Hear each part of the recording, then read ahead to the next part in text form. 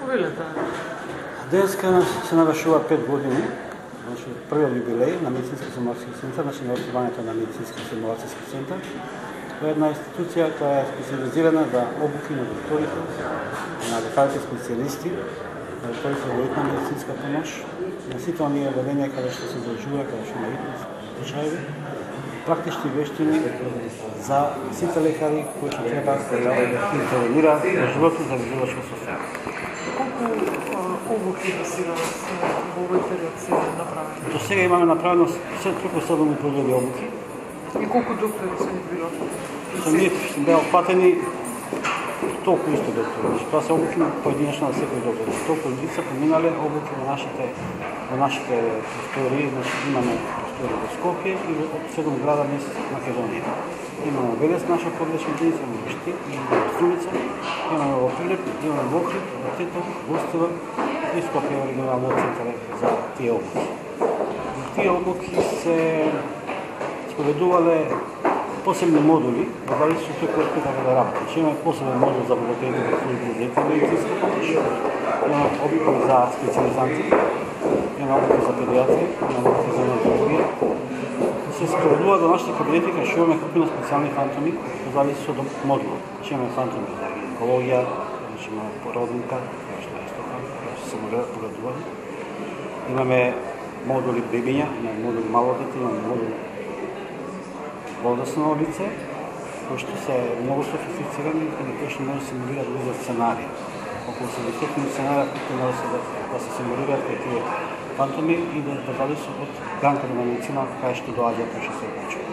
Што со какви знаења се добиваат?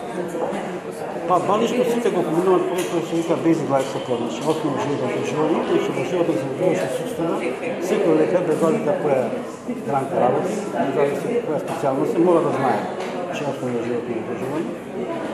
И после тоа следи напред животно одржување, односно advanced life support, каде што се малку тие се фактички постапки кои што се прават и во болница, но и вон болница. Значи имаме обука на лица за вонболничка медицинска помош и за болнички медицинска помош. Значи да имаме да види што треба да му се направи. Тука се спроведуваат и протоколи за разни видови на пореметувања болести и така натаму, например за инфаркт, за аритми, за анафилактичен шок, за молочен удар. Протоколите се спроведуваат и обуките и во теоретски дел, што самите обуки имаме теоретски дел, каде што учат и теоретски дел, и потоа има практичен дел, се изведува практично на тоа. Имаме тестирање на влез, значи на обуката и на излез, да видиме какво знање се стигнале за таа. Тоа е значи принципот на работа на центарот. Центарот функционира во рамки на факултетот? Центарот е формиран во 2014 година, значи 26 декември, и функционира самостојно, а основан е со 5 основачи, значи Министерство за здравство, Лекарска комора на Македонија, потоа Медицински факултет во Скопје, при УКИМ, Државниот универзитет во Тетово и Државниот универзитет Гоце Делчев во Штип. Тие два универзитета се исто основачи, имаме 5 основачи, каде што се изложени средствата за да може да се формира, да се опреми и да функционира овој центар. Значи, функционира како самостојна установа, но формирано до овие 5 институции. Просториите се во рамките на, речеме, близко до Медицинскиот факултет Скопје и располагаме со 532 квадрати, простори, делена на една, да речем, позамешна една зграда, приземна зграда, каде што имаме сите кабинети и имаме подрачни единици во, како што ги спомнав предходно, во Велес, Тетово и Охрид, каде што исто имаме опрема.